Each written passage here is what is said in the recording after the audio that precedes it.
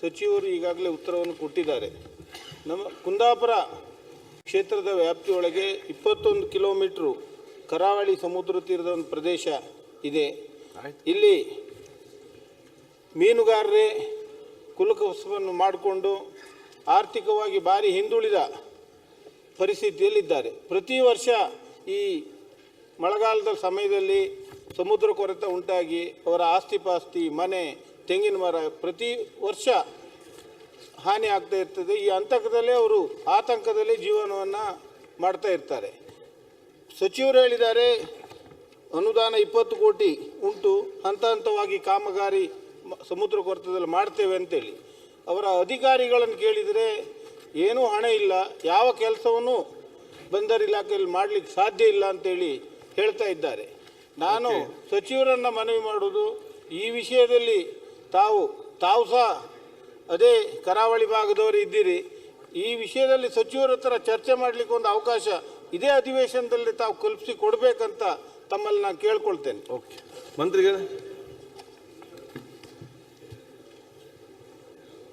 ಅನುದಾನ ಏನಿದೆ ಅದನ್ನು ಎಲ್ಲಿ ಮಾಡಲಿಕ್ಕೆ ಸಾಧ್ಯ ಇದೆ ಅದನ್ನು ಈಗಾಗಲೇ ಕಾರ್ಯರೂಪಕ್ಕೆ ಬರ್ತಾ ಇದೆ, ಕೆಲಸ ಪ್ರಾರಂಭ ಆಗಿದೆ.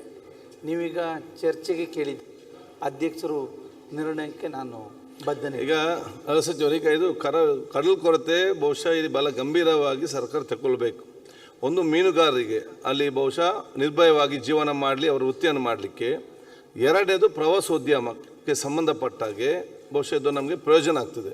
ಆದಾಗ ತಾವು ತಕ್ಷಣ ಒಂದು ಮೀಟಿಂಗ್ ಕರೀರಿ, ಯಾವುದು ಇವತ್ತು ಎಮರ್ಜೆನ್ಸಿ ಮತ್ತು ಶಾಶ್ವತ ಏನು ಮಾಡಬೇಕು ಅಂತ ಹೇಳಿ ಚರ್ಚೆ ಆಗಬೇಕು. ಮತ್ತು ಅದು ಕೂಡ ಒಂದೇ ರೀತಿಯ ಒಂದಲ್ಲ, ಒಂದೊಂದು ಪ್ರದೇಶಕ್ಕೆ ಒಂದೊಂದು ರೀತಿಯ ತಳ್ಳು ಕೊರತೆ ಇರ್ತದೆ. ಅದನ್ನು ಸ್ಟಡಿ ಮಾಡಿಕೊಂಡು ಆ ಪ್ರದೇಶ ಯಾವ ರೀತಿ ಆಗಬೇಕಂತ ಹೇಳಿಕೊಂಡು ತಾವು ಆ್ಯಕ್ಷನ್ ಮಾಡಿ ಸರ್ಕಾರಕ್ಕೆ ಸಲ್ಲಿಸುವಂಥ ಕೆಲಸ ಮಾಡಿ. ಪ್ರಸ್ತುತ ವರ್ಷದಲ್ಲಿ ಎಲ್ಲಿ ಮನೆಗಳು ಮತ್ತು ಪ್ರಾಣಿಗಳಿಗೆ ತೊಂದರೆ ಆಗದ ರೀತಿಯಲ್ಲಿ ಅದನ್ನು ತಾತ್ಕಾಲಿಕ ತಡೆಗಟ್ಟಲೆ ಏನು ಕೆಲಸ ಮಾಡಬೇಕು ಅದನ್ನು ತಾವು ತಕ್ಷಣ ಮಾಡಬೇಕಾಗ್ತದೆ. ಬಹುಶಃ ಮುಖ್ಯಮಂತ್ರಿ ಅದಕ್ಕೆ ಸಹಕಾರ ಖಂಡಿತವಾಗಿ ಕೊಡ್ತಾರೆ. ಮಾನ್ಯ ಅಧ್ಯಕ್ಷರೇ, ಈ ತುರ್ತು ಸಂದರ್ಭದಲ್ಲಿ ಸುಮ್ಮನೆ ಸಮುದ್ರ ಕಲ್ಲಾಯಿಸುವುದರಿಂದ ಏನು ಪ್ರಯೋಜನ ಇಲ್ಲ. ಪ್ರತಿ ವರ್ಷ 100 ಲೋಡು 200 ಲೋಡು ಕಲ್ಲಾಗ್ತಾರೆ, ಆ ಮಳೆಗಾಲದಲ್ಲಿ ಕೊಚ್ಚಿ ಹೋಗ್ತದೆ. ಏನಾದರೂ ವೈಜ್ಞಾನಿಕವಾಗಿ ತಾವು ಅದ್ರ ಬಗ್ಗೆ ಸಚಿವರು ಅಂದಾಜು ಪಟ್ಟಿಯನ್ನು ತಯಾರು ಮಾಡಿ ವೈಜ್ಞಾನಿಕವಾಗಿ ತಜ್ಞರ ಸಮಿತಿಯಿಂದ ಅದನ್ನು ಮಾಡಿಸ್ಬೇಕಂತ ನಾನು ತಮ್ಮ ಹತ್ರ ಕೇಳಿಕೊಳ್ತೇನೆ. ಎಲ್ಲ ಮುಖ್ಯಮಂತ್ರಿ ಅಧ್ಯಕ್ಷತೆಯಲ್ಲಿ ಒಂದು ಮೀಟಿಂಗ್ ಕರೀರಿ ಮಂತ್ರಿಗಳೇ.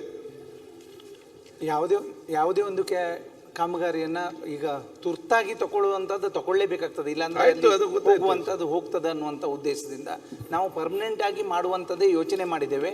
ನಾವು ಮುಖ್ಯಮಂತ್ರಿಗಳ ಅಧ್ಯಕ್ಷತೆಯಲ್ಲಿ ನಾವು ಮೀಟಿಂಗ್ ಮಾಡಿ ಮುಂದಿನ ಕ್ರಮ ತಗೊಳ್ತೇವೆ. ಈಗ ನೋಡಿ, ಎಲ್ಲಿ ಚರ್ಚೆ ಮಾಡೋಕ್ಕಿಂತ ನಮಗೆ ಪ್ರಯೋಜನ ಆಗಬೇಕಾದ್ರೆ ಮಾನ್ಯ ಮುಖ್ಯಮಂತ್ರಿ ಅಧ್ಯಕ್ಷತೆ ಮಂತ್ರಿಗಳ ಅಧಿಕಾರ ಕೂತ್ಕೊಂಡು ನಿಮ್ಮ ಕರಾವಳಿ ಶಾಸಕರು ಚರ್ಚೆ ಮಾಡಿ ಅದಕ್ಕೆ ನಮಗೆ ಜಾಸ್ತಿ ಒತ್ತು ಬರ್ತದೆ. ಅಗತ್ಯ ಬಂದರೆ ಮಾಡೋದಕ್ಕೆ ಕೂಡ ಸಮಯ ಕೊಡುವ. ಮತ್ತು ಇದು ವೆರಿ ಇಂಪಾರ್ಟೆಂಟ್. ಗುರುಜಿ ಸೇಮ್ ಕ್ವಶನ್ ಅದು. ಮಾನ್ಯ ಅಧ್ಯಕ್ಷರೇ, ನಮಗೆ ಮೀನುಗಾರಿಕೆ ಕಷ್ಟ ಸುಖ ಗೊತ್ತಿರೋರು ಸಚಿವರು ಸಿಕ್ಕಿದ್ದಾರೆ, ಒಳ್ಳೆ ವಿಷಯ.